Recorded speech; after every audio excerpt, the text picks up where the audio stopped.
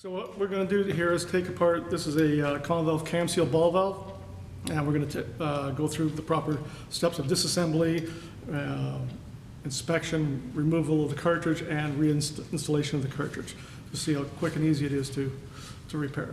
So first step is always to make sure the valve is isolated from the line pressure. Once it's isolated, we'll loosen the packing gland off a little bit to check for any pressure, residual pressure inside the body, cycle the valve somewhere back and forth, and I normally just leave it in the fully open position. When you get a replacement cartridge, if you're replacing the cartridge, the ball and seat cartridge, which is this, it comes in the full open position already. So I try to leave the handle in the full open position. Okay, or the stem in the full open position. Remove the stem. And then we're going to remove the body bolts. These are, there's fairly high torques, I believe on these, it's around 500 foot-pounds, so you're going to need an impact-style wrench to break the bolts loose. So you're using a slug hammer or whatever, break these bolts loose.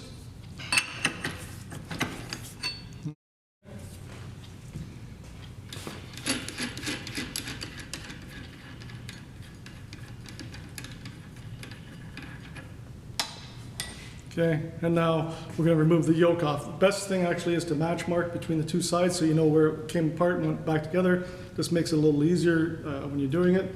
So we can just use you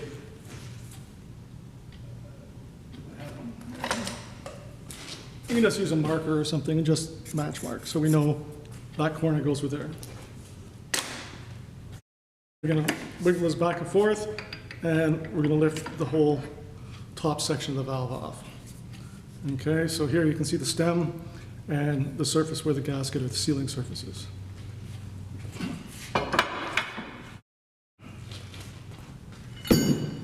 Inside of the valve you'll have a C-ring. The original design was a C-ring, which has now been replaced with a graphite gasket or graphite seal. It's a laminated stainless steel and graphite seal that fits in the same space. But you may find a copper C-ring, you may find a silver C-ring. That's the silver one. This looks silver. Inside the valve you'll find a retainer like this. It looks like this, and it fits over top of the bolts with the cam locks, and it holds them in place and prevents them from rotating. This was the original design, but now the new one is just like a wire. It looks like a retainer for braces. Okay, so it's a thin wire that holds it there. Take it out, keep it. You want to put it back in later. Inside here, you'll see the two cam locks. These, and there's a line on them, a milled line on them that shows you which way they rotate. So we're going to turn the cam 90 degrees until it releases. And I turned that one the wrong way. It doesn't really matter, but we'll go back. There we go. You hear it pop. We'll turn this one. Oh, same thing. I should. And you'll feel them pop, and you'll feel the cam lock. So it comes out. These bolts are like a cam. They go in, and you rotate them 90 degrees, which loads up the Belleville washer and on the cartridge. So we can reach in here. We can pull this out, and we can see. We have a Belleville washer, and then we have a thrust washer, and then there's the grooves where the cams go, the cams go, and you can see where it's been rubbing on the thrust washer. So when you turn those cams, it pushes this out, which then loads this Belleville washer against the body and creates a metal-to-metal seal. On the back side of the cartridge, there is a C-ring seal that seals on the inside of the body down here. So the way this works is the cams slide down in here, and then when you rotate 90 degrees, it pushes on the thrust washer, which pushes on the Belleville washer, which loads everything into the body and creates a metal-to-metal seal on the back side here. Once you have the cartridge out, you want to examine a few parts. We want to look at the seal face here. This is the C-ring, and this is replaceable. But if we want to look at this and see if there's any damage here, if we see any damage here, there will be corresponding damage here. We should not see damage there. If there's any dirt or debris on there, we want to clean it off. We use a Scotch-Brite cloth or just a very fine cloth. We don't want to use emery paper on this. We just want to polish it up and get rid of the dirt. The next area we want to inspect is the body seal. So we want to look at this surface here and look for any imperfections and any damage. We're going to, if you had this silver ring in there, we're going to be converting it to the graphite that would go in here. So we would take a emery paper or sandpaper, like a 120 or 80 grit paper, and just go in and polish that surface.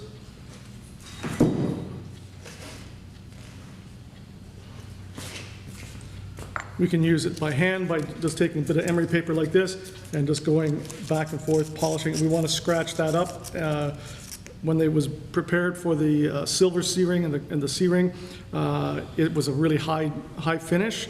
When we want to go with graphite, we want it to be a little bit more etched and scratched, so we would do that. There is also a tool that looks like this that has emery paper on this surface. You go in and you can polish. And basically what you're doing is creating scratches in the surface. So that's that area. We also want to look at, so you want to check this surface here. If it had a C-ring, you want to clean it up and scratch it up a little bit.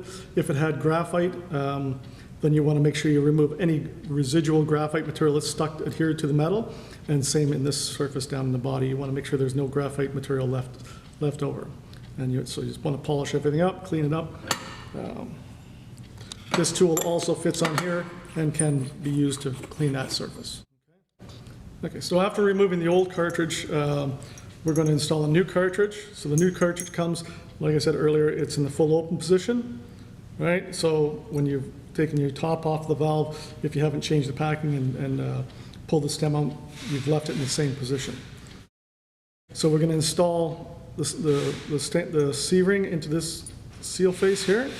Okay, you have to be a little bit careful because at this point it falls out very easily. So what I normally do is just put a little dab of silicone grease in behind there just to hold it in place. That's what stops it from falling out while I'm handling it. Because what we have to do is put it down inside the body, and if we get it trapped here, it becomes, you can damage it, so we don't want to do that. So a little bit of grease on there helps. We're going to put our thrust washer on, and we're going to put our Belleville washer with the convex side out. We'll drop this in. Okay, so we dropped the cartridge in with a new seal, and we've got our thrust washer in and our Belleville washer in. We're going to take our two cams, we're going to put them in so that the flats are facing the thrust washer.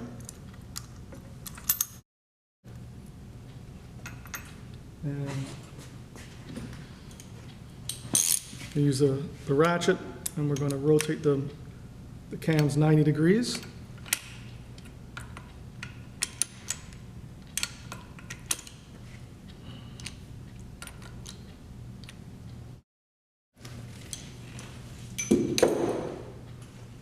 We'll put our anti-rotation device for the cams back in place.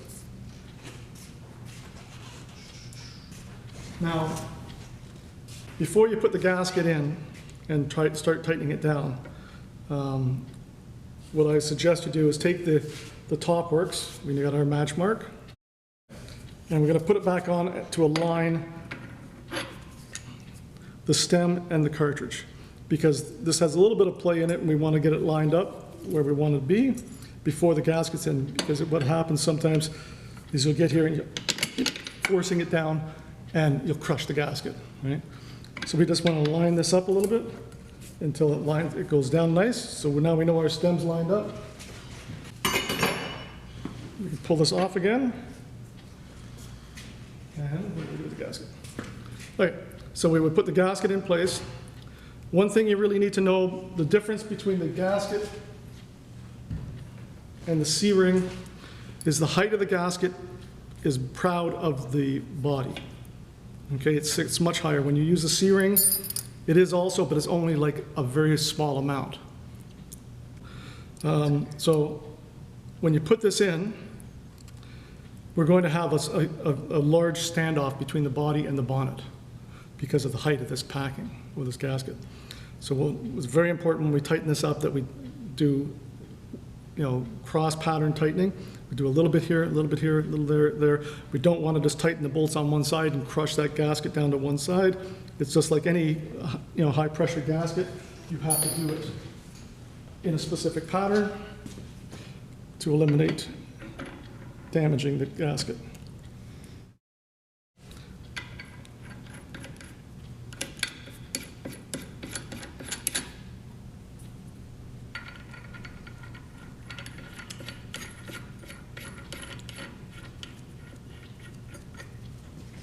Okay, so we would take a wrench like this, or a regular open box end wrench, and start snugging the bolts, all 4 bolts, cross pattern, until we draw this down so it's metal to metal. Okay, once we get down metal to metal, then we would need to go with a torque wrench and apply the proper torques for the size of the bolt and the valve size that you're doing. And once that's all tightened up and snug and you've got everything torqued properly, you would then go back and adjust your packing and get it tight to where you want it. Use a torque value for that. There's the manual.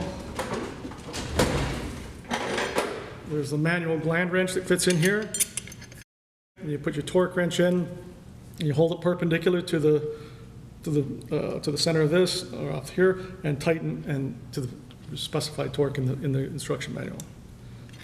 Okay, once you're finished, we always try to leave this so that the yoke arms are the IGW is resting against the yoke arms. And that's it.